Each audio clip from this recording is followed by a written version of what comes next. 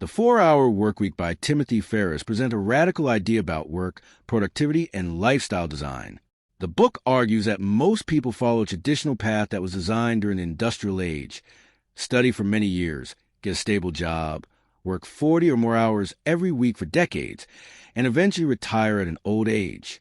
Ferriss believes this model is outdated and inefficient because it forces people to delay living the life they want until very late in life, instead of waiting until retirement to enjoy freedom. He suggests that people should design their lives in a way that allows them to enjoy freedom, travel, and meaningful experiences while they are still young and energetic. The core message of the book is that the goal of work should not simply be earning money, but gaining control over time and location. Ferriss explains that many people assume they need millions of dollars to live their dream lifestyle. However, he argues that most people do not actually want huge amounts of money. They want the experiences and freedom that money can provide. When someone imagines having $10 million, they usually picture traveling the world, learning new skills, spending time with loved ones, and avoiding stressful work. Ferriss suggests that these experiences often cost far less than people think and can be achieved with moderate income combined with location independence and efficient work systems. Because of this, the real challenge is not accumulating massive wealth, but designing a system that generates enough income while freeing up time. A major psychological barrier that prevents people from changing their lifestyle is fear. Many people are afraid to leave their traditional career path because they worry about failure, financial insecurity, or social judgment. Ferriss proposes a method called fear setting to deal with this problem. Instead of focusing only on goals, people should clearly define their fears and analyze them logically. This involves imagining the worst possible outcome of a decision, and then thinking about how it could be repaired or reversed. In many cases, the worst outcomes are temporary and manageable. By analyzing fears instead of avoiding them, people often realize that the potential benefits of taking action outweigh the risks. Another important concept discussed in the book is the idea that being busy is not the same as being productive. Many people spend their days answering emails, attending meetings, and completing small tasks that create the illusion of productivity. However, these activities often do not contribute meaningfully to important goals. Ferriss encourages readers to focus only on tasks that create real results and eliminate everything else. He connects this concept to the Pareto Principle, which states that a small percentage of efforts typically produces a majority of results. In business and work environments, roughly 80% of outcomes often come from 20% of actions. This means that many activities people spend time on are unnecessary or low value.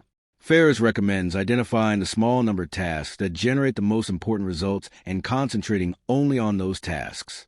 For example, a business might have many clients, but only a few of them generate most of the revenue. Instead of trying to serve every client equally, it can be more efficient to focus on the most profitable customers and eliminate the rest. The same principle applies to personal productivity. If certain activities consistently produce meaningful progress, while others simply consume time, the less effective activities should be removed or minimized. By doing this, people can dramatically reduce their working hours while still achieving strong outcomes. The book also addresses the problem of information overload. Modern technology constantly exposes people to news, social media, emails, and other forms of information. Ferriss argues that most of this information is unnecessary and distracting. Constantly consuming news and updates does not usually improve decision-making or productivity.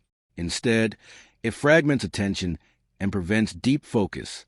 Ferriss suggests adopting a low-information diet where people intentionally limit the information they consume. They should only read or watch material that directly contributes to their goals. By reducing unnecessary information, mental clarity and focus improve. Another productivity insight discussed in the book is the idea that work expands to fill the time available for its completion. When people are given long deadlines, they often use the entire available time, even if the task could be completed more quickly. Short deadlines force people to prioritize essential steps and ignore unnecessary details. Ferriss recommends setting aggressive time limits for tasks and working in short, focused periods. This approach encourages efficiency and prevents perfectionism from slowing progress. Ferriss also explains that many people remain trapped in demanding jobs because their income depends entirely on the number of hours they work. If they stop working, their income stops as well. To escape the situation, Ferriss suggests creating systems that generate income independently of the owner's constant effort. He calls these systems muses. A muse is typically a small business that sells a product or service through automated systems. The goal of a muse is not to become a massive corporation, but to create reliable income with minimal time investment. Ferriss explains that the internet makes it possible to build businesses that operate automatically. A simple online store, for example, can sell products through a website while payment processing systems handle transactions and logistics. Companies ship the products directly to customers. Because these processes are automated, the owner does not need to manage every transaction personally. Once the system is established, it can continue generating income while the owner focuses on other activities or travels. Outsourcing is another essential strategy discussed in the book.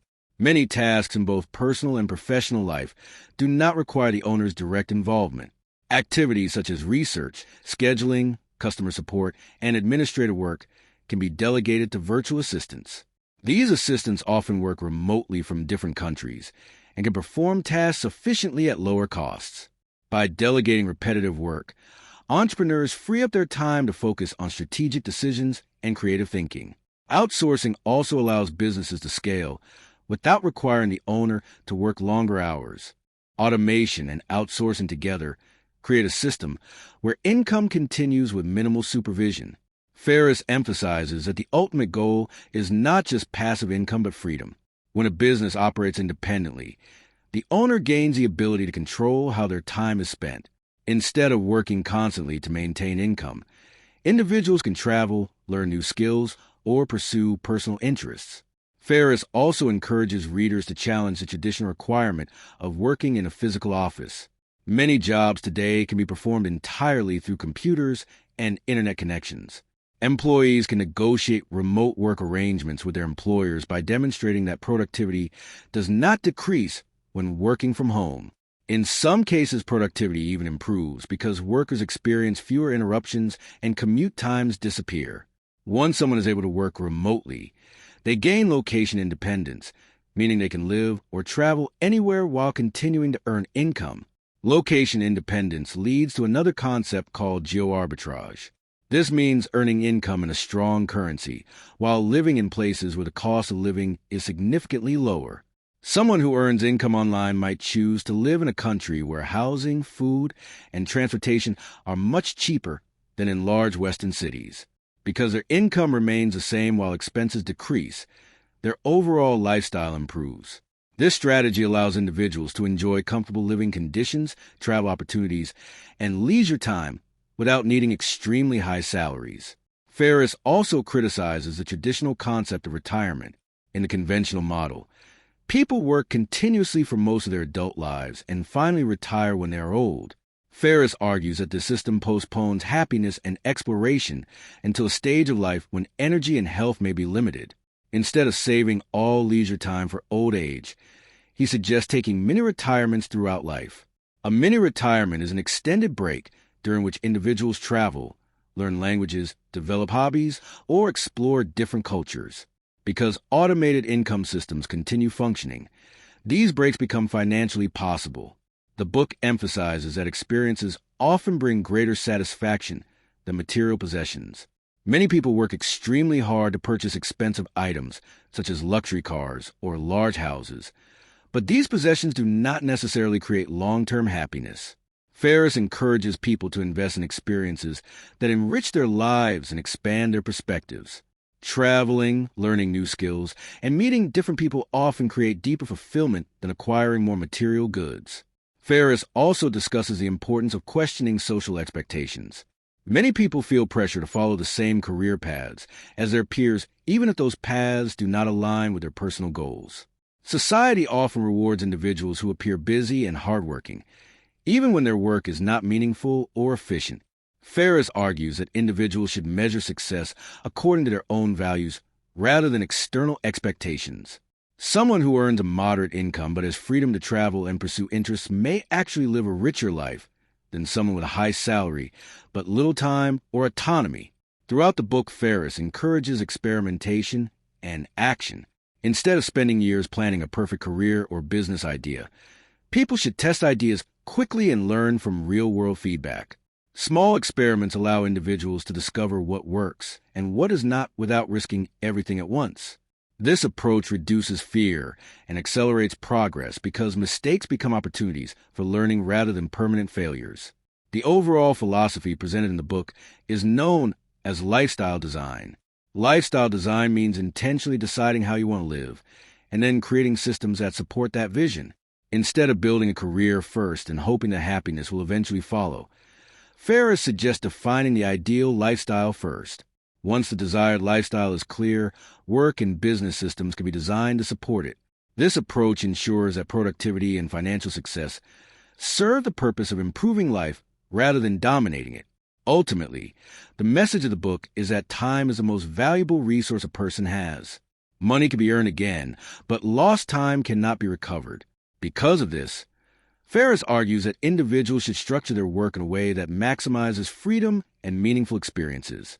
By focusing on high-impact activities, eliminating unnecessary work, automating income systems, outsourcing repetitive tasks, and embracing location independence, people can escape the cycle of constant work and create lives filled with exploration, learning, and personal fulfillment. The book encourages readers to question traditional assumptions about success and to build a life where work supports freedom rather than restricting it.